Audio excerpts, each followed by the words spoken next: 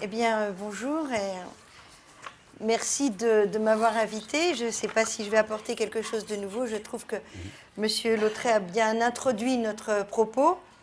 Et donc, je devais répondre à la question des différences concernant les capacités spatiales des enfants. Alors, dans un premier temps, je crois qu'il est d'abord important de souligner la très très forte intrication au niveau cérébral des activités de numération et de calcul d'une part. Cette diapositive, là, qui vous paraît peut-être un peu barbare, mais ce n'est pas vraiment le cas, illustre le fait que les trois représentations du nombre au niveau cérébral, les représentations analogiques, verbales et indo-arabe, excusez-moi, ici en bleu, rouge et vert, ces trois représentations sont supportées par des réseaux de neurones extrêmement proches, dans la même région cérébrale, ce n'est pas tout à fait un hasard, et bien sûr qui entretiennent entre eux des liens très importants, des interconnexions massives. C'est dire d'emblée que l'ensemble des activités numériques, ça a déjà été dit, est extrêmement dépendant d'une part de la nature, d'autre part de la qualité des traitements spatiaux.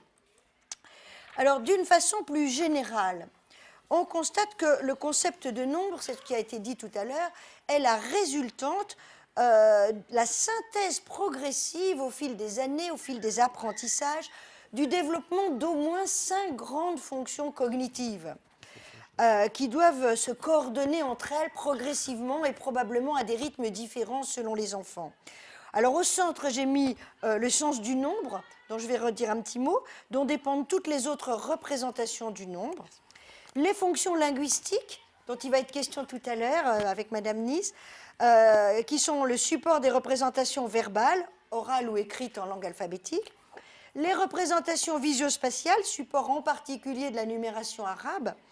Les fonctions exécutives et la mémoire de travail, c'est Arnaud Roy qui va en parler, support en particulier des calculs, des opérations sur le nombre, et bien sûr les opérations logiques selon Piaget, telles les classifications, sériation, inclusion, qui sur le plan neurologique réfèrent plutôt à ce qu'on appellerait l'intelligence générale, avec beaucoup de guillemets, associée aux capacités de déduction logique et de résolution de problèmes. Alors ici, j'ai entouré en rouge les aspects plus particulièrement dépendants des fonctions visio-spatiales, le sens du nombre d'une part, les activités de comptage et toutes les activités qui mettent en jeu la numération indo-arabe, qu'il s'agisse de la lecture et de l'écriture des nombres en chiffres arabes ou bien des algorithmes de pose et de résolution des opérations. Alors, je me propose donc très rapidement d'illustrer ces trois domaines, le sens du nombre, le problème du comptage et du dénombrement, et puis la partie plus écriture, lecture et pose des opérations indo-arabes avec les chiffres arabes, de les illustrer avec des petites scènes cliniques, et il me semble que ça permettra de disposer d'éléments plus concrets pour répondre à la question posée. Alors pour commencer, le sens du nombre. Alors, ce qu'on appelle le sens du nombre, vous le savez, ça a été dit, je pense peut-être hier, c'est une espèce de petite trousse à outils dont disposent les bébés, très rapidement, peut-être même dès la naissance, mais enfin très très tôt, dans le courant de la première année. Une petite trousse à outils qui va évoluer avec l'âge et les apprentissages scolaires et qui permet de se faire une représentation analogique et approximative de la magnitude, c'est-à-dire de la taille, de la grosseur, de ce que représente le nombre qui est dit verbalement ou qui est écrit en chiffres arabes. Alors chez la plupart des gens, vous le savez, cette représentation analogique prend la forme d'une ligne mentale virtuelle, une ligne qu'on imagine dans sa tête et sur laquelle on place les grands nombres à droite, pour vous à droite, et les plus petits nombres vers la gauche. D'où le lien avec l'organisation spatiale, puisqu'il va falloir organiser spatialement les nombres les uns par rapport aux autres, en fonction de leur signification, de leur taille. Par exemple, c'est ce qui va permettre de donner du sens au nombre, comprendre que 51, bien qu'il y ait 3 mots à dire, et ça prend bien plus de temps à dire 51 que de dire 100, c'est quand même beaucoup plus rapide à dire et plus vite fait, il n'y a qu'un seul mot, eh bien 51 se situe plus à gauche, donc il est plus petit que 100, qui se situe bien plus de l'autre côté vers la droite, et qui pourtant se dit beaucoup plus vite. Alors, donc il y a un lien très important avec l'organisation spatiale. Là, je vous montre un petit garçon qui a 7 ans et demi, Ernest, qui est tout à fait intelligent, j'insiste là-dessus, ce ne sont pas du tout des enfants déficients intellectuels. Il en fait la preuve dans des tas d'épreuves verbales, hein, il a un très bon niveau de raisonnement. Il est en CE1. Et donc, il doit résoudre cette addition qui a été posée par son enseignant. Alors, il faut quand même que je vous la détaille, vue par Ernest, parce que sinon, c'est quand même un petit peu troublant. Donc, Ernest commence par dire « Ah, il y a des plus, je mets la retenue. » Donc, il commence par mettre la retenue. Why not? Ensuite, il dit, il faut suivre là, ce qui est entouré en haut, il dit 1 et 1, le 1 de 21. Et le 2 de 21, il compte sur ses doigts, il arrive à ce résultat formidable que ça fait 4. Et il dit, je mets le 4 sous la barre. Et ensuite, il rajoute, il ne faut pas oublier de reporter la retenue.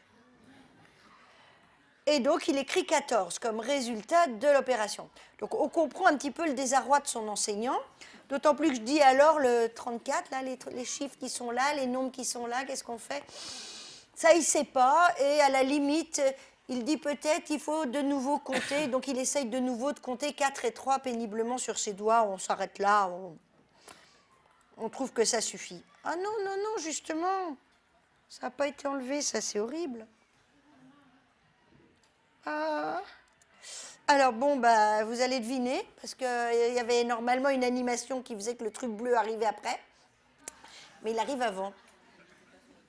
Mais si. Et donc, c'est pas grave. Non mais attendez, on va faire appel, mais monsieur, mais bien sûr, c'est pas grave. On va s'arranger. Donc nous proposons d'abord à Ernest de placer des nombres qui sont soit dits oralement, soit écrits, de les placer sur une ligne analogique qui cette fois est organisée de haut en bas. Il y a le 0 en bas, vous voyez, et le 100 en haut. Et ce dont on s'aperçoit, que le nombre soit dit oralement ou que le nombre soit écrit en chiffres arabes, hein, de toute façon, Ernest fait complètement au hasard. Il est perdu. D'ailleurs, on le voit sur sa tête. Il ne sait pas du tout quoi faire avec ça. En dessous, vous ne le voyez pas, mais on lui montre une image où il y a plein de gobelets. Et on lui demande d'estimer approximativement, et vous voyez qu'on est dans l'idée du sens du nombre, de l'approximation, on lui demande approximativement combien il pense qu'il y aurait à peu près de gobelets. Et il répond, oh là là, il y en a beaucoup, 100 000 ? Bon, c'est une idée quand même que 100 000 est un grand nombre, mais on est quand même loin du compte. Et on a donc l'impression que Ernest manipule les mots qui désignent les nombres sans avoir aucune idée de ce qu'ils représentent, de leur signification, de leur taille ou de leur magnitude. Vous voyez bien quand même que là, on peut rencontrer deux types d'enfants. Soit des enfants qui présenteraient d'emblée un trouble du sens du nombre, comme M. Lautrel a évoqué peut-être pour les syndromes de Williams à l'instant. Ils n'arriveraient pas avec cette petite boîte à outils bien parfaite. Et ça les empêcherait de faire le lien entre le mot qui désigne le nombre et sa taille, et donc de construire cette ligne analogique. Ou bien, et on aurait, j'allais dire cliniquement évidemment, la même symptomatologie, des enfants qui auraient de très grosses difficultés à construire les relations topologiques, à situer les éléments les uns par rapport aux autres, et qui ne pourraient pas construire leur ligne mentale analogique et développer de façon correcte donc leur sens du nombre qui doit se développer normalement avec l'âge et les apprentissages scolaires.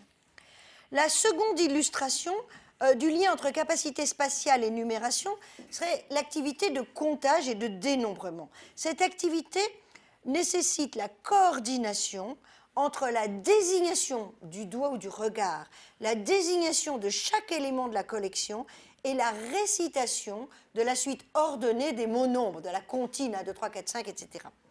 Encore faut-il, pour arriver à un dénombrement correct, que chaque élément de la collection soit vu une fois et qu'il n'y ait pas d'oubli. Cela suppose une organisation du regard qui est très dépendante du développement visio-spatial. Je vous montre ici, je crois que je l'ai déjà montré très longues fois, mais enfin il y en a plein comme ça, le petit Julien, lui aussi il est en CE1, on lui demande de compter les ronds rouges et vous voyez qu'il en dénombre 16 au lieu de 15 alors qu'il fait plusieurs doubles comptages, plusieurs triples comptages et qu'il y a 4 oublis qui sont 1, 2, 3, et 4. Hein, vous les voyez là. Donc, ce qui est très important quand même chez ce garçon, c'est que si on lui demande de recommencer ce comptage, il va retrouver complètement autre chose. Ce comptage est complètement aléatoire. D'une certaine façon, on pourrait dire que plus Julien compte et dénombre, plus il va détruire la notion d'invariance du nombre, qui est quand même l'objet même de ce type d'activité. Alors, je vous fais remarquer aussi qu'on aurait pu limiter les doubles ou triples comptages, si on avait été sympathique, en lui demandant de cocher ou de marquer les cibles au fur et à mesure de son comptage. Mais vous voyez qu'on n'aurait absolument pas limité le problème, ni résolu le problème des oublis. Là encore, on constate que des difficultés strictement liées au développement insuffisant ou pathologique de compétences visio-spatiales peut être à l'origine de grandes difficultés pour comprendre, je dirais, la racine de la compréhension de la notion de nombre et d'invariance du nombre. Alors, troisième illustration, la numération indo-arabe. Évidemment, par définition, par nature, c'est une numération spatiale, puisque c'est même là son génie, d'être une numération où c'est la position du chiffre dans le nombre qui donne sa signification, qui est la clé de sa signification. Alors là, on voit Jocelyn, qui a 11 ans, il est en 6e, c'est un garçon tout à fait intelligent. Lui, vous voyez que contrairement à Ernest, que je vous ai montré tout à l'heure, il a un très bon sens du nombre. Quand il s'agit d'évaluer approximativement la taille des nombres et de les situer sur ces lignes analogiques, il n'y a pas de problème. Et vous voyez que même quand il y a une erreur qui est signalée ici par une flèche rouge, qui ne lui donne pas une bonne note, on va dire, ces erreurs sont mineures. Ce ne sont pas du tout des erreurs de n'importe quoi. C'est vraiment une petite erreur en termes d'estimation de la grandeur. Et globalement, il va avoir un très bon score pour son âge à cette épreuve. Alors maintenant, comme il a 11 ans, tout de même, on lui pose une question très difficile. Tu achètes 5 pains à 1,20 € pièce, quelle est ta dépense? Et donc, il sait très bien, il va nous faire 1,20 que multiplie 5. C'est magnifique. Et voilà le résultat. Là, peut-être il faut aussi que je vous dise la stratégie de Jocelyn pour que les choses soient claires. Jocelyn dit 5 fois 0, 0. 5 fois 2, 10, je pose le 0 et je retiens 1. 5 fois 1, 5 et un 6.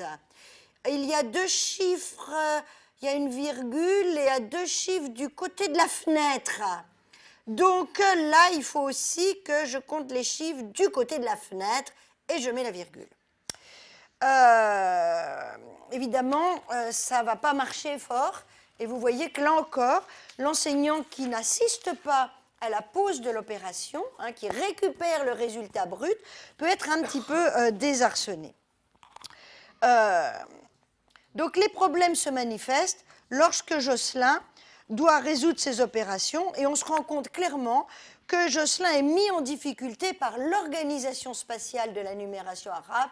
Il a aussi de grosses difficultés avec tout ce qui est fraction, les grands nombres, placer des zéros intercalaires, où on les met, combien il y en a, il les compte à partir de la fenêtre, à partir de la porte, enfin c'est l'enfer.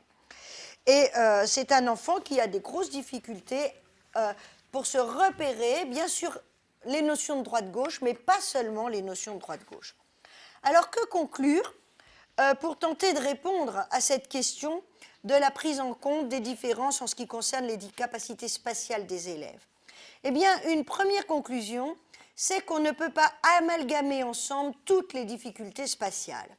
Nous avons vu que la construction des relations topologiques dans la construction de la ligne numérique mentale est très importante pour constituer le sens du nombre.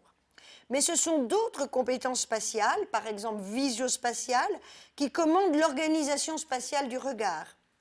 D'autres encore, d'ailleurs, interviennent dans l'organisation spatiale du regard, qui sont des compétences attentionnelles, visio-attentionnelles. Et elles sont très sollicitées lors du comptage et du dénombrement, très utilisées comme racine de la notion de nombre.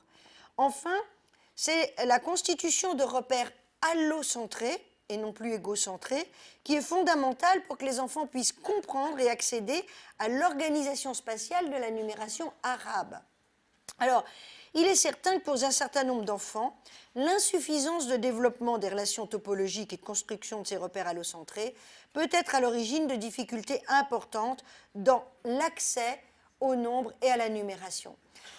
Et là encore, il peut y avoir un continuum entre des enfants qui finalement développent ces compétences spatiales mais de façon un petit peu plus lente ou moins efficiente que d'autres sans qu'il s'agisse de pathologie, et au contraire des enfants 10 quelque chose, en particulier des enfants dyspraxiques, vous le savez, qui ont des difficultés dans le domaine spatial, qui eux vont avoir des troubles très importants d'une grande intensité qui va les gêner terriblement. Donc pour ces enfants 10, eux, on pourrait dire qu'il paraît très important pour tous, je ne dirais pas pour les enfants 10, pour tous, il paraît très important d'entraîner et d'enseigner de façon explicite peut-être les notions spatiales qui sont liées à la numération et au calcul, alors qu'actuellement, enfin il me semble peut-être qu'on insiste énormément sur tout ce qui est effectivement les notions logiques, les notions piagétiennes, qui sont aussi indispensables.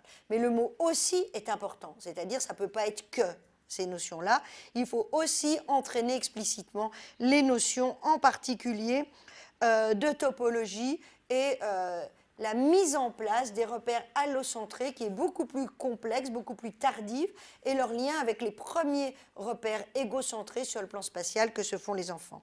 Alors pour les enfants qui présentent des 10, qui altèrent gravement le domaine spatial, on pourrait penser là qu'il est très important d'utiliser des stratégies différentes. On va faire appel à la notion de vicariance dont a parlé M. Lautret, qui sont des stratégies qui contournent au maximum les fonctions spatiales dans l'apprentissage et l'accès au nombre, et qui valorisent au contraire non plus la manipulation des jetons, des bûchettes, non plus la visualisation, les dessins, les schémas des situations, problèmes ou des collections, mais au contraire qui cherchent à s'appuyer au maximum sur le verbal pour l'apprentissage du calcul. Je vous remercie de votre attention.